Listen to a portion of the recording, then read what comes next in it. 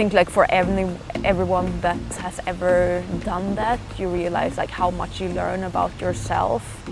And I think that self-knowledge in combination with just like having more years of working and also now being in a city that is super creative has definitely like affected what I do.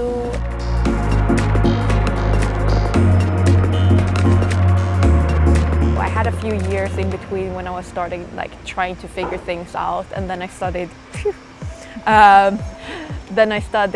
graphic design.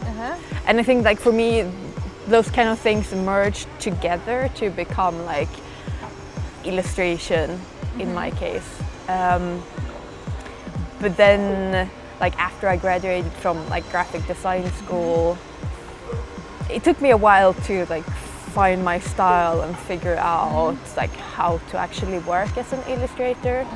I worked as a creative for a company for a few years and did both illustrations and other kind of like branding, graphic design things as well.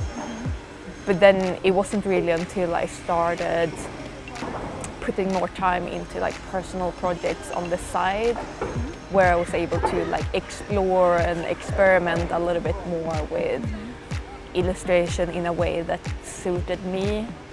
That like after that I felt like I both started finding my own kind of visual voice and started finding like a clearer direction for what I wanted to do in the future. If it's a piece that's for a client, I always start with, reading the brief obviously, and then after that do some more research if it's needed. Sometimes if it's something for an editorial article, then in many cases just reading that article is kind of information enough to start from. But other times I need to dig a little bit more into the subject or maybe find some references. But after that I usually like scribble down some words and just to get some ideas out of my head about like really like simple things that I might want to bring into the image. And that's all like both like quick content ideas or like pastel colors, or I think like or some kind of pattern that I think will fit into it. And then after that, like that part of the process is a pretty quick one, and then directly after that I jump into doing some really like rough like thumbnail sketches, just like really small things just to get ideas going and like try some very basic composition ideas.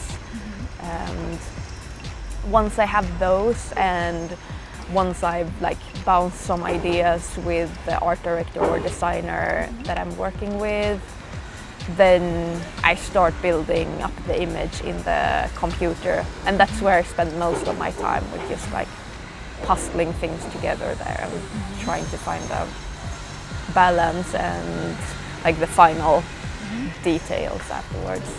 I usually work from a co-working space in the mornings just to like get out of my house, properly like start the working day, and then I spend like 3 or 4 hours working from there before taking a longer lunch break, and then I almost always work from home in the afternoon.